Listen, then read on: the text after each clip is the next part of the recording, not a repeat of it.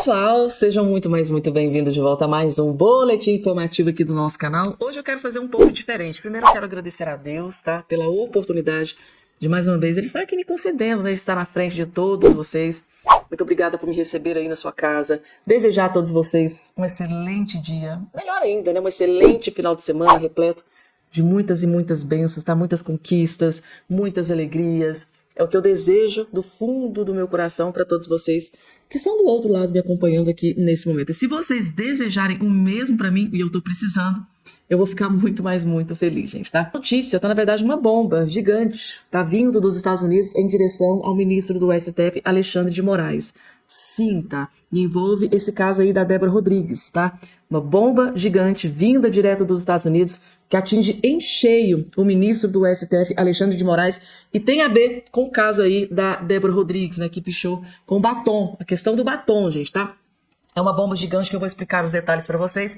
E, gente, tá? O André Mendonça e o Luiz Fux, dois ministros do STF, acabam de se transformar na maior pedra no sapato de Alexandre de Moraes, gente, tá? Definitivamente, o Alexandre de Moraes está extremamente furioso com uma informação, na verdade, duas informações que foram confirmadas agora, aqui há poucos instantes. Eu vou explicar aqui todos os detalhes e o motivo do Alexandre de Moraes estar aí bem furioso, tá? E ele tem, sim, gente, todo motivo para estar extremamente furioso e revoltado com o André Mendonça e o Luiz Fux, gente. Mais um capítulo da treta, né, entre o Moraes e o Fux.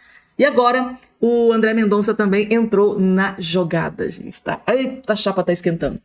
Não esqueçam, por favor, de se inscrever no canal, ativar o sininho das notificações e compartilhar o vídeo o máximo possível que vocês puderem. E como vocês bem sabem, além dessas outras, vai ter outras informações atualizadas aqui nesse vídeo que está bastante interessante, que eu preparei com muito carinho aqui para todos vocês.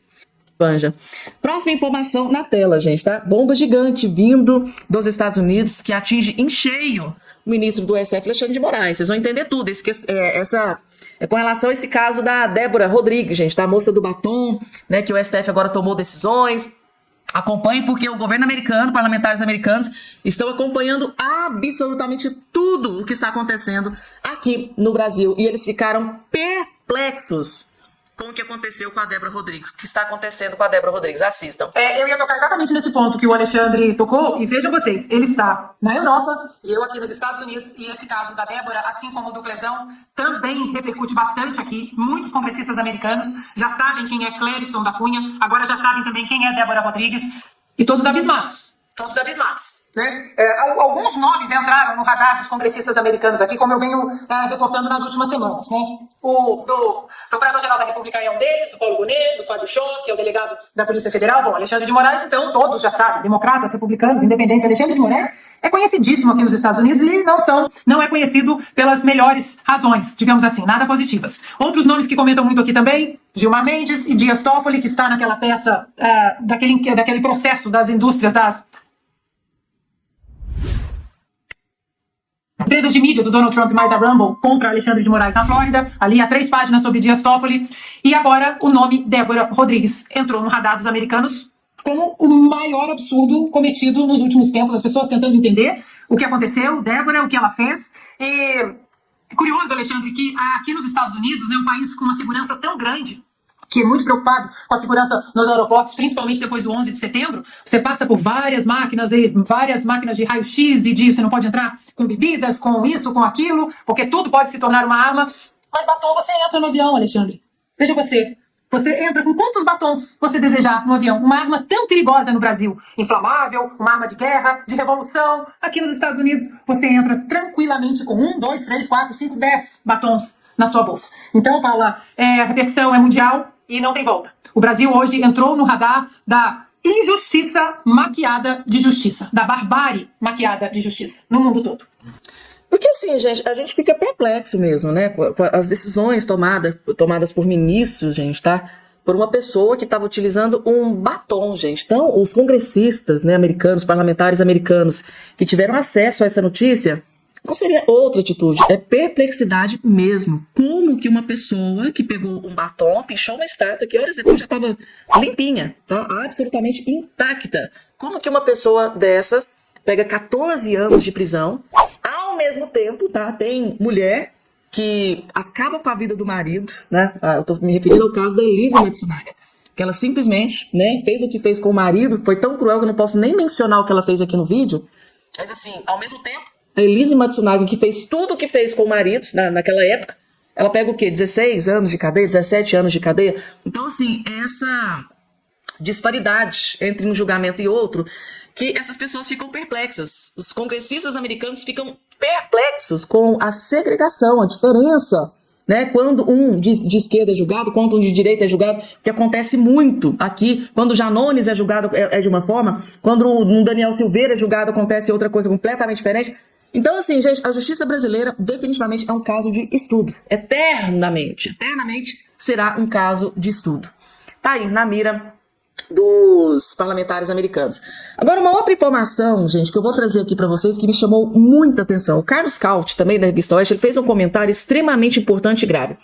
Diz que o STF concedeu prisão domiciliar a Débora só para limpar sua barra após a pressão popular. Gente, todo mundo sabe, tanto a esquerda quanto a direita, por mais que eles neguem, foi a pressão popular, foi a pressão de jornalistas, foi a pressão de parlamentares, foi a pressão gigante do Brasil inteiro, né, sobre essa questão da Débora Rodrigues, que fez com que eles recuassem e voltassem atrás da decisão, né, tanto é que agora eles autorizaram que ela cumprisse pena domiciliar mesmo com tornozeleira, mas ali pelo menos está junto da sua família. E assim, gente, tá? Se eles tomaram essa decisão para tentar limpar a barra do STF, talvez o tiro possa ter saído pela culatra. Assistam esse comentário que vocês vão entender. A notícia para a família e Débora dos Santos vai poder ficar perto dos filhos, mas isso demonstra que temos um problema gravíssimo com a justiça brasileira, que só funciona, só se aciona e só comete menos injustiças. Lembrando que o Pablo Moraes já votou para condenar a Débora a 14 anos e Flávio Dino acompanhou. E se não fosse pelo Luiz Fux, esse caso a gente não está discutindo agora, a gente já teria sido condenado a 14 anos. Então é uma ótima notícia para a Débora, para a sua família, uma péssima notícia para a imagem da justiça brasileira. Só se aciona quando tem batom nas redes sociais, só se aciona quando tem indignação, quando eles sentem a pressão das ruas, da indignação popular, quando nem mesmo a mídia estatizada apoia mais esse absurdo, porque também tem uma questão, tem um limite para tudo, evidentemente para isso também, quando não tem nenhuma forma de defesa desse absurdo de manter 2 anos uma mãe presa preventivamente, sem sequer, por vários meses, acho que por mais de 1 ano e meio, se não me engano, analisar o caso dela, ou já não sequer olhou o caso dela por 1 ano e meio, do que acusar uma mulher mãe de 2 filhos, com um batom na mão de estar usando um instrumento inflamável e atentar contra a democracia brasileira, realizar um golpe de Estado. Mas quão ridículo é isso? E somente porque eles perceberam, depois de 2 anos, mais de 700 dias de prisão para a Débora, a indignação popular que se mexeu, e quantas outras Déboras estão nas prisões brasileiras que não tiveram a mesma sorte da Débora, de ter uma comoção popular e que o caso delas não será apreciado? Quantas centenas de outros brasileiros estão presos nas mesmas condições e, infelizmente, não é possível falar com a mesma atenção de todos e por isso eles permanecem lá. Quantos clesãos, por exemplo, estão lá dentro e, por exemplo, a Ana, que está presa na Argentina e que não recebe sequer visita do Itamaraty, do Ministério das Relações Exteriores, que tem obrigação de dar assistência consular. Então, assim, é, de novo, uma forma que o Supremo Tribunal Federal tentou limpar um pouco a sua barra de uma indignação que continua montando, mas piora uma imagem já péssima de um tribunal de exceção que está atuando de forma política e que não vai conseguir manter não vai conseguir melhorar a sua imagem perante os brasileiros até que não seja aprovada a anistia, da que já falamos aqui na Oeste tantas daquelas vezes. Mas se continuar assim, com certeza, a imagem do Supremo não vai melhorar. Mas não vai melhorar mesmo, gente. Dificilmente, né? Precisou de uma pressão popular para os ministros, para o Alexandre de Moraes voltar, recuar aí da sua decisão. E o Carlos Caut tocou num assunto aqui extremamente grave, gente, que só prova que definitivamente o Luiz Fux se tornou a maior pedra no sapato de Alexandre de Moraes. Por quê, gente? Tá? Se o Luiz Fux, o ministro Luiz Fux, não tivesse levantado essa bandeira da questão da Débora Rodrigues, tá? Se ele não tivesse colocado em xeque, poxa, 14, vamos falar sobre dosimetria. Será mesmo que ela cometeu um crime, né? Que justifique 14 anos de prisão? Gente, vocês podem ter certeza absoluta que se não fosse, tá, essa questão do Luiz Fux ter peitado e confrontado, né, o Alexandre de Moraes e o Flávio Dino, nessa questão de 14 anos de prisão, vocês podem ter certeza, gente, porque não teria reverberado tanto, porque pelo fato de um ministro ir contra outros 2 ministros, é uma bomba dentro do STF, tá? Porque eles ficam revoltados e curiosos, eles querem, assim, unanimidade em tudo. Aí quando vem né, eles não contam com a astúcia de um ministro, que vai lá dar decisão contrária.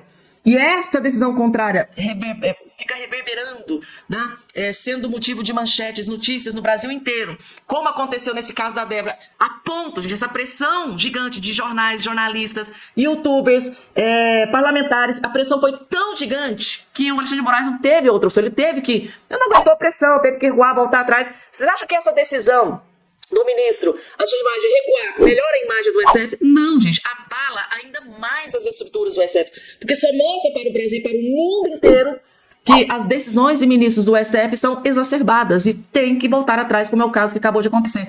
Então esse comentário dele foi muito interessante. Se não fosse o Luiz Fux, Débora estaria lá ainda, dentro da prisão, porque não iria reverberar, as pessoas não iam falar, não iriam comentar, mas a decisão do Luiz Fux de peitar e confrontar as decisões do Alexandre de Moraes e do Flávio Dino foi o divisor de águas, tá? Que ajudou demais toda essa questão aí da Débora Rodrigues, porque realmente ganhou manchetes no Brasil inteiro e teve também manchete internacional. E aí, gente, coloca aqui embaixo a sua opinião com relação a essa questão.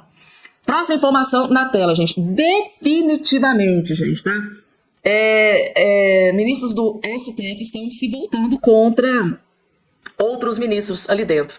Essa questão do André Mendonça, gente, tá? Mendonça vota para conceder liberdade condicional a Daniel Silveira. Eu acho que ficou muito claro, gente, tá? Perceptível que essa questão do Daniel Silveira para o Alexandre de Moraes, assim como acontece com o Bolsonaro, parece ser muito assim uma questão pessoal. Parece que o Daniel Silveira disse alguma coisa que feriu o coração do Alexandre de Moraes. Feriu assim, em cheio, porque a gente sabe muito bem que a gente interpreta nas decisões do Alexandre de Moraes que ele tem algo pessoal, tá? Porque ele tem uma sede de vingança contra o Daniel Silveira que ninguém no mundo vai saber explicar. Aí vem o André Mendonça e vota para conceder liberdade condicional a Daniel Silveira. Ou seja, além do Luiz Fux, que eu vou trazer daqui a pouco para vocês, o André Mendonça, tá? Se volta, né? Contra essa sanha, né, do Alexandre de Moraes em manter o Daniel Silveira ali pro resto, né, da vida atrás das grades, porque às vezes a gente tem a impressão de que é isso, que é a intenção, que é isso que ele quer que seja feito. Então, Mendonça volta para conceder liberdade condicional de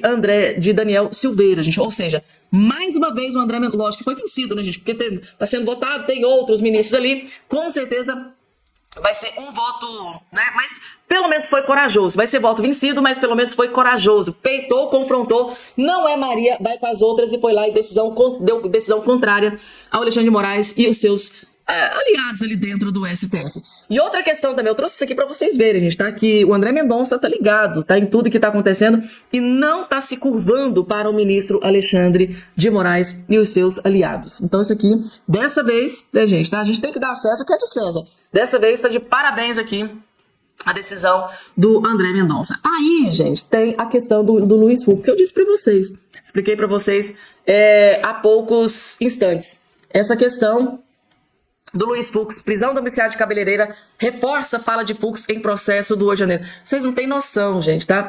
O tanto que isso aqui vai dar pano pra manga. Eu acho que o Alexandre de Moraes, o Flávio Dino, não contava com a astúcia, né, do ministro Luiz Fux. Eu acho que seria ali, né, por unanimidade, todos vão, né, os outros ministros, mas não, gente, tá? E toda essa questão que envolve o Fux e o Alexandre de Moraes, nessa questão da Débora Rodrigues, isso aqui vai seguir, gente, tá? Aqui a informação, ó.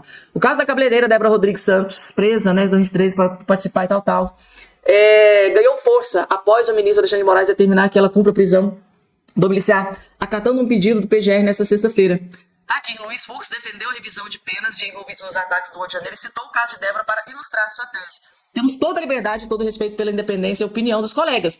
Vou fazer uma revisão dessa dosimetria, disse na última quarta-feira, gente, tá? Isso aqui foi o divisor de águas.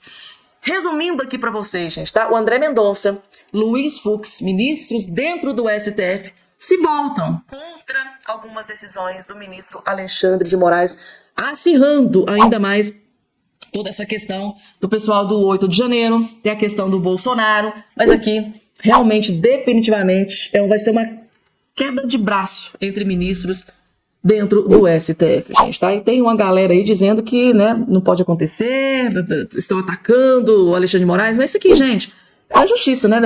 Eles se respeitam, mas tem decisões que são contrárias, né? E para começar, mais uma fala absolutamente desastrosa de Luiz Inácio Lula da Silva, gente, tá? Segundo Lula, Lula tenta justificar viagens de Janja e diz que ela não nasceu para ser dona de casa.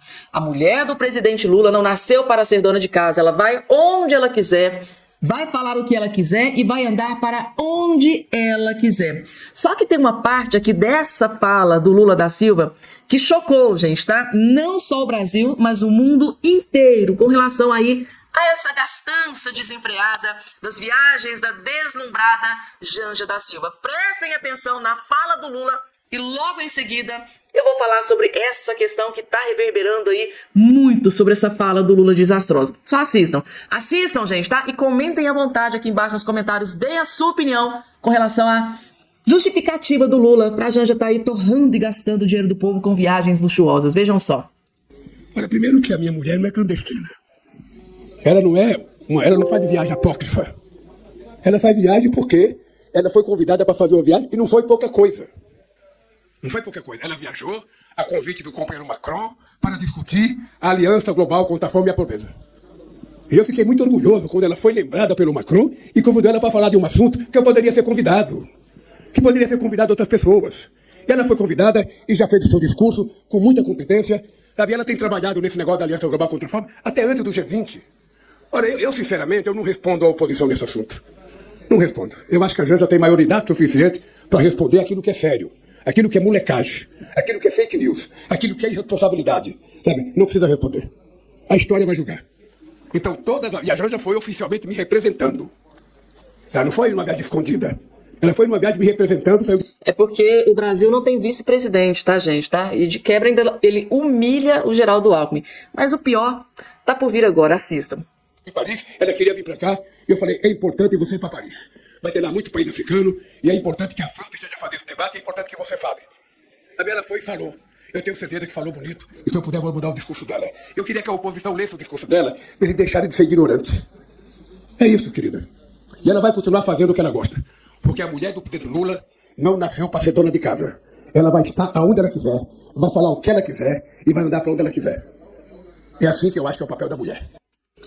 É assim que eu acho que é o papel da mulher. Olhem só, pessoal, vocês que estão do outro lado, eu não tenho absolutamente nada contra, né, a Janja viajar, a Janja ir para onde ela quiser, falar o que ela quiser. Ela pode ir para qualquer lugar do mundo que ela quiser. Eu não sou contra, tá? Agora, a questão aqui é a seguinte: ela pode viajar à vontade, pode ficar nos hotéis mais caros, pode utilizar os translados mais caros, viajar de primeira classe. Só que assim, desde que tudo isso ela pague com o dinheiro dela, com o dinheiro do trabalho dela, com o dinheiro do suor dela, né? Porque é muito fácil, né, Lula, tá? A Janja viajar, torrar o dinheiro do contribuinte, sendo que o dinheiro é do povo brasileiro. O dinheiro é da contribuição, do pagamento dos impostos, que muitas das vezes veio, né, muitos impostos no lombo do povo, exatamente para que tenha dinheiro para pagar essas gastanças desenfreadas de viagens de Lula, que muitas das vezes não é tão prioritário assim, não tem tanta necessidade dela comparecer a alguns eventos. Então, assim, eu não tenho nada contra. Ela pode viajar para onde ela quiser, desde que ela pague com o dinheiro do seu trabalho, com o dinheiro do seu suor,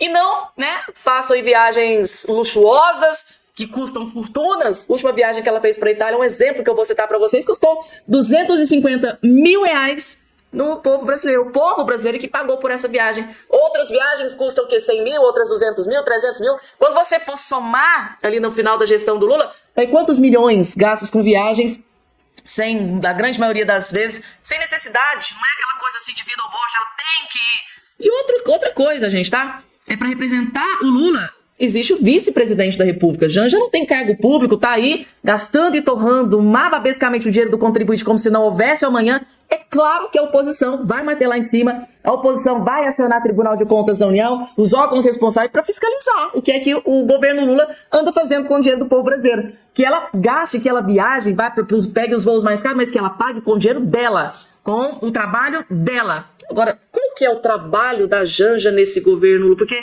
segundo informações de alguns jornais que vão lá tendo através da lei lei de acesso à informação, aquela lei que possibilita, né, os jornalistas ter acesso a informações, não tem necessidade, porque ela não tem cargo público, então a gente não é obrigado a passar informações de gastos da Janja. Mas se ela gasta dinheiro do contribuinte, gasta dinheiro da União, gasta dinheiro dos impostos do povo brasileiro, claro que tem que ter, né, o mínimo.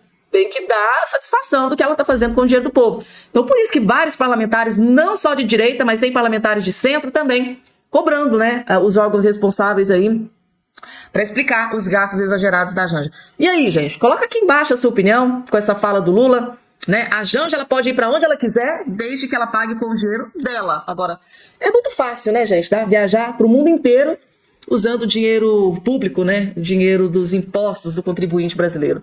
É só um desabafo, gente, tá? Porque eu fico furiosa com essa hipocrisia. Na época da Michelle, ele reclamava, né? Nossa, essa mulher do Bolsonaro viaja. Imagina agora, dona